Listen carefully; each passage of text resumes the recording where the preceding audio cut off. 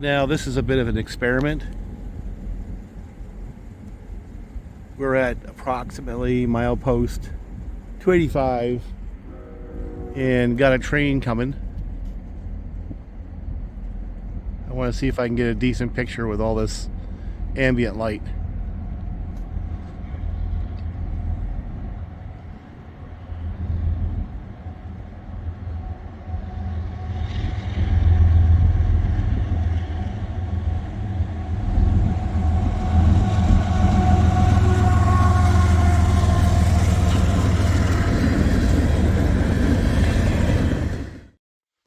So unfortunately, there's no easy way of changing traction tires on these Weavers. You pretty much have to disassemble the whole thing. And in order to get the powered truck off, right, you've got to take off these two wires. I've already taken these two off. And one thing you have to pay real close attention to is, see that rubber like top hat right there? That's what insulates between the pickup wire and its long screw that goes down to the roller, pickup roller, and of course the chassis. So that has to be there. You have to remember which one it is. This side goes to ground, this side goes to the pickup. And of course I have that one screw that allows the motor assembly to be removed, and then I can, it goes right through here. See that one right there.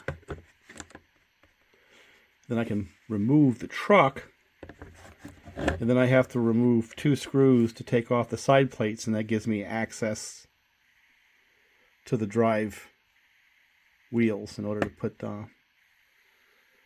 new traction tires on, right? I'm not going to bore you with the camera, but that's what we're going to do. So anyway, there's step one. You got these two taken off, right? And then of course I'm going to flip it and take the motor off. So here's that plastic cup right here. See how that goes up into the truck as well as insulation? And if you notice, that's threaded. And that's what that long screw goes into. I got to remove that one so the motor can come off. And then I'll have the truck free. And then I can take the side plates off and change the traction tires. Yeah, perfect opportunity to load that up with grease. The grease that's in there is not bad, I guess. It's grease, but I throw that synthetic on top of it and some oil for the bearing in here, stuff like that. But a little more complex than the competition, maybe. But I don't see why it can't be effective, right? So anyway, let me pop these plates off and put some new traction tires on. Yeah, now you have total access, so it's really easy to take one rubber band off and put the other one on. And these two, one thing I like about the K-Line, on one of their models, they actually had the screws from underneath, which would make it like infinitely easier, so you don't have to disassemble the whole damn thing. But this is not atypical. The only thing oddball about the Weaver is this gearbox assembly, which actually lifts up out of the truck. That's what's unique to them. Well, of course, once you got the frames off and the new traction tires on, then you reverse the process by first putting this, get this one out of the way, into the gearbox, using that screw, and sometimes you have to wind the motor to suck it in. And then, of course, the two wires at the front. Not rocket science, a little more complex than the other brands, but it's all right. And again, the rubber top hat right there is an insulator. And of course, the other part of the insulation is this little plastic square down here, which kind of captures and houses the pickup. So the mission is to get the big screw down through the hole here.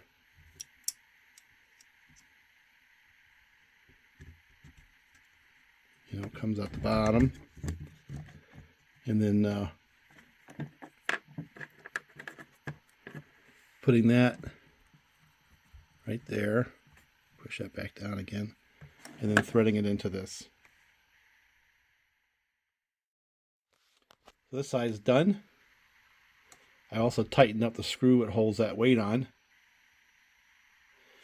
Notice it has a battery like MTH Protosound 2 does. And I might change that battery out. I haven't decided yet. And of course, that's the same kind of a deal. So just to play it again, Sam. Again, notice the brown goes to ground. Pickup. And notice how it's rotated more to the front. So when you're turning the truck, you know, the power doesn't run into the frame and eventually beat a hole.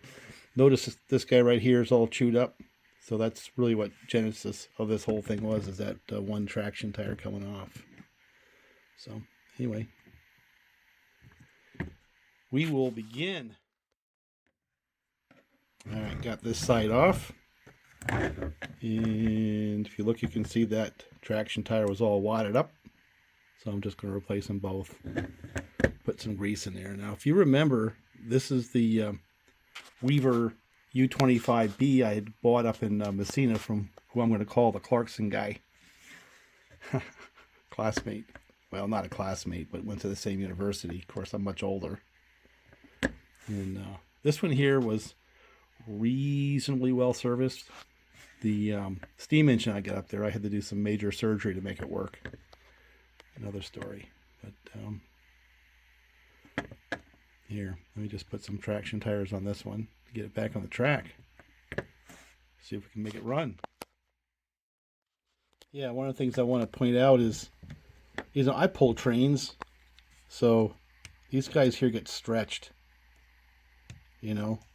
So this one here is not as bad as the other one, but the other one was quite bad. And it would just popped right off. But that's no longer the same diameter it was when it first went on. It doesn't squeeze as hard. So that's one of the reasons why they fail. They just, over time, get warm and stretch. Wear out. It's a replacement item. So anyway, let me get some grease on this and put this together and put the side frame back on. And then let's go pull some cars. Last little detail is to plug the lights back in. I unplugged those, and that's the front and that's the back. Well, no, I guess that's the other way around. That's the back, that's the front. But basically, that one lights to one to that side, and this one lights to one to this side. So once I've got that on there, I can set the shell on and, you know, put their screws on and then go run this thing. Man, I'm tempted just to change that out. So let me try it before I put all the screws in the shell. I had the Lionel up on top. Maybe I'll fold in some video. But this shows one of the weaknesses of this arrangement right here. I'd forgotten I put all this on. Is it's not going to be as easy to very quickly like ramp up the voltage and figure out whether or not the directional lighting is working properly. You know what I'm saying? I got to use this goofy thing. And let me see what I got for volts.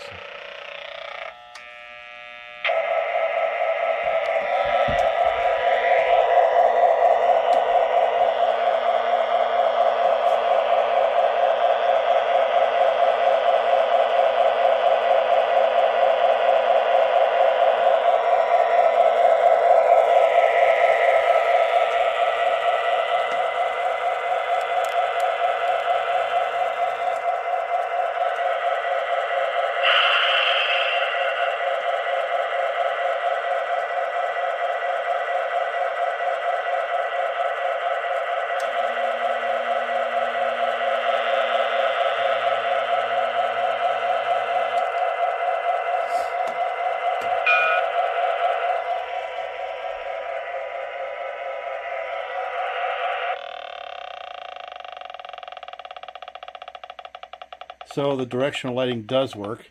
Everything works. And so I'll put some screws in it and we'll do a lap. Alright, so let's see if these two semi-scale noisemakers can get around the track. That's the goal. So put this one in the bottom so I have a little more direct control.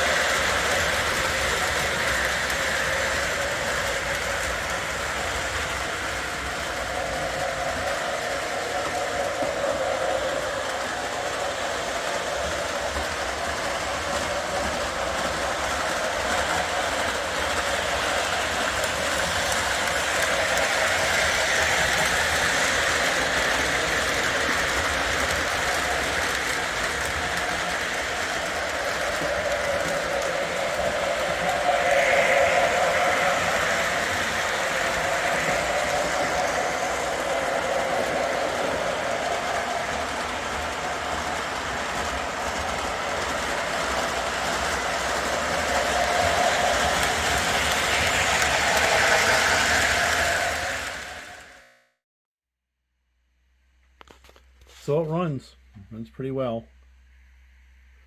That was a success. And still getting used to this MTH arrangement that I've blended to Fast Track. And kind of went back to this one here on the lower track because it's a lot easier for me to work with the conventional trains. So that's where we are now. I guess on to the next project.